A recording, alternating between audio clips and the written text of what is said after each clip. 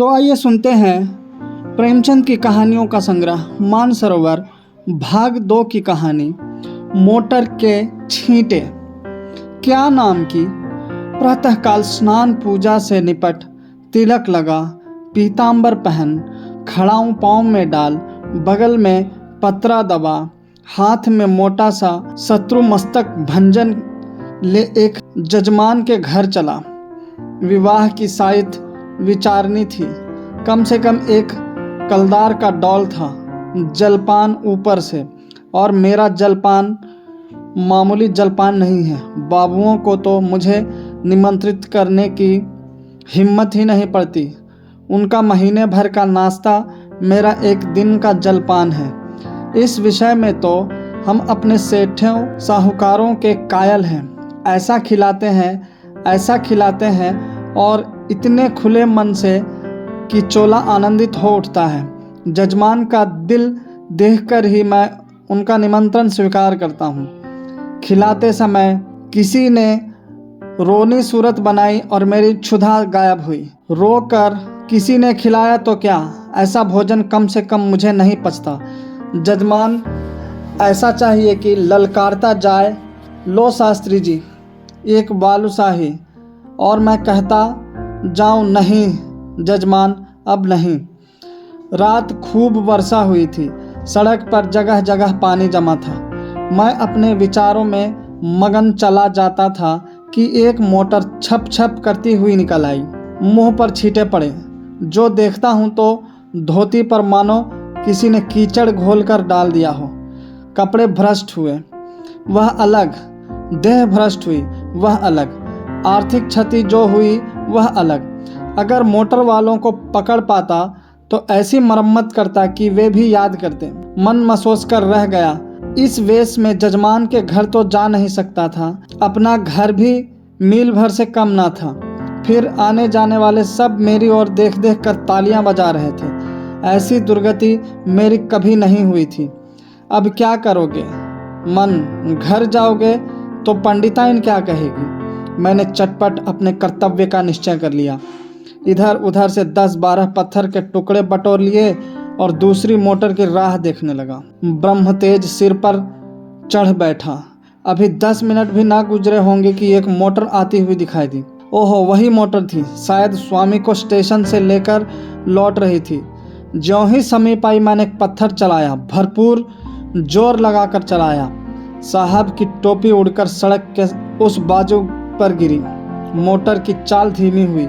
मैंने दूसरा फैर किया। खिड़की की शीशे चूर चूर हो गए और एक टुकड़ा साहब बहादुर के गाल में भी लगा। खून बहने लगा। मोटर रुकी और साहब उतर कर मेरी तरफ आए और घूंसा तान कर बोले, सुअर, हम तुमको पुलिस में देगा। इतना सुनना था कि मैंने पोथी पत्रा जमीन पर फेंका और साहब की कमर पकड़कर अंगड़ी लगाई तो कीचड़ में भद से गिरे। मैंने चट सवारी गांठी और गर्दन पर एक 25 रद्दे ताबड़तोड़ जमाए कि साहब चौंधिया गए। इतने में उनकी पत्नी जी उतर आई। ऊंची एड़ी का जूता, रेशमी साड़ी, गालों पर पाउडर, ओंठों पर रंग, भौं पर स्याही, मुझे छाते से गोदने लगी। मैंने साहब को छोड़ दिया और डंडा संभालता हुआ बोला, देवी जी आप मर्दों के बीच में ना पड़े, कहीं चोट चपेट आ जाए तो मुझे दुख होगा। साहब ने अवसर पाया तो संभल कर उठे और अपने बूटदार पैरों से मुझे एक ठोकर जमाई। मेरे घुटने में बड़ी चोट लगी। मैंने बौखलाकर डंडा उठा लिया और साहब के पाँव में जमा दिया। वह कटे पेड़ की तरह गिरे। मेम साहब छतरी तान कर दौड़ी। मैंने धीरे से उनकी छतरी छीन कर फेंक दी। ड्राइवर अभी तक बैठा था। अब वह भी उतरा और छड़ी लेकर मुझ पर पील पड़ा। मैंने एक डंडा उसके भी जमाया। लौट गया। 50 आदमी तमाशा देखने जमा हो गए। साहब भूमि पर पड़े पड़े बोले, रास्कल, हम तुमको पुलिस में देगा। मैंने फिर डंडा संभाला और चाहता था कि खोपड़ी पर जमाऊं कि साहब ने हाथ जोड़कर कहा, नहीं नहीं बाबा, हम पुलिस में नहीं जाएगा, माफ़ी दो। मैंने कहा, हाँ, पुलिस का नाम न लेना, नहीं तो यहीं खोपड़ी रंग दूंगा। बहुत होगा, 6 महीने की सज़ा हो जाएगी, मगर तुम्हारी आदत छुड़ा दूंगा। मोटर चलाते हो तो छींटे उड़ाते चलते हो, मारे घमंड के अंधे हो जाते हो। सामने या बगल में कौन जा रहा है इसका कुछ ध्यान ही नहीं रखते।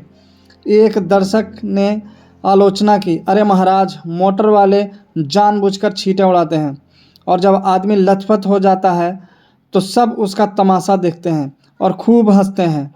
आपने बड़ा अच्छा किया कि एक को ठीक कर दिया।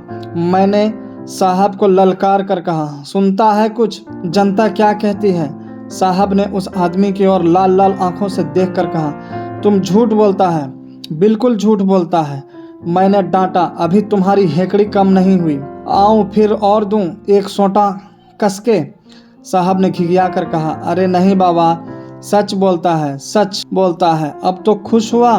दूसरा दर्शक बोला, अभी जो चाहे कह दे, लेकिन ज्यों ही गाड़ी पर बैठे फिर वही हरकत शुरू कर देंगे।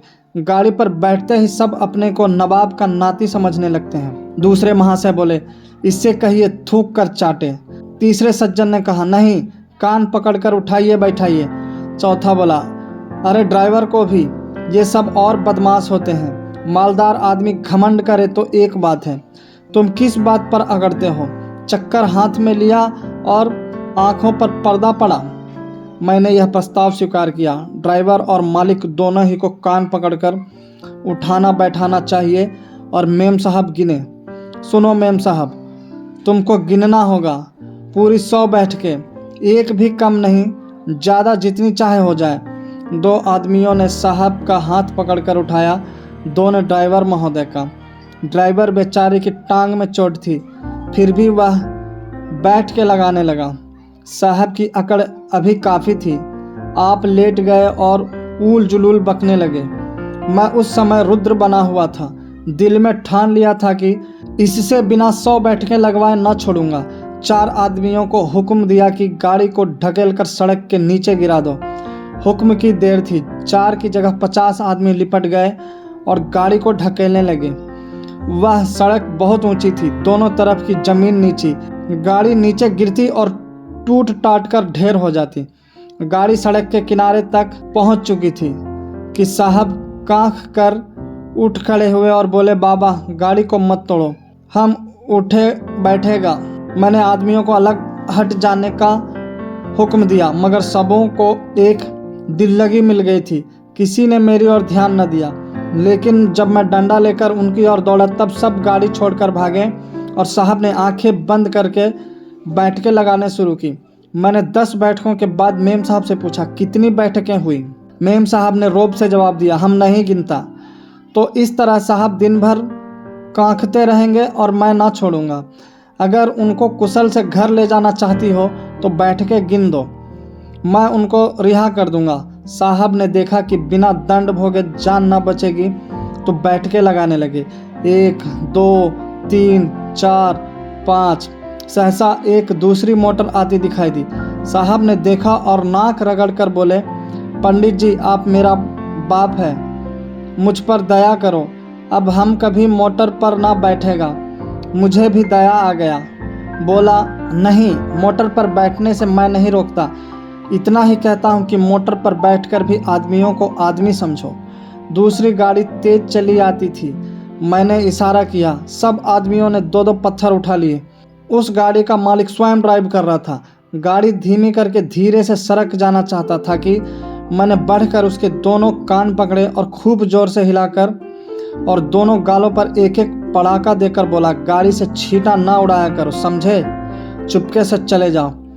यह महोदय बकझक तो करते रहे, मगर 100 आदमियों को पत्थर लिए खड़ा देखा तो बिना कान पूंछ डुलाए चलते हुए। उनके जाने के 1 ही मिनट बाद दूसरी गाड़ी आई। मैंने 50 आदमियों को राह रोक लेने का हुक्म दिया। गाड़ी रुक गई। मैंने उन्हें भी 4 पड़ाके देकर विदा किया, मगर यह बेचारे भले आदमी थे, मज़े से चाटे खाकर चलते हुए। सहसा एक आदमी ने कहा, पुलिस आ रही है, और सब के सब हुर्र हो गए। मैं भी सड़क के नीचे उतर गया और एक गली में घुसकर गायब हो गया। धन्यवाद।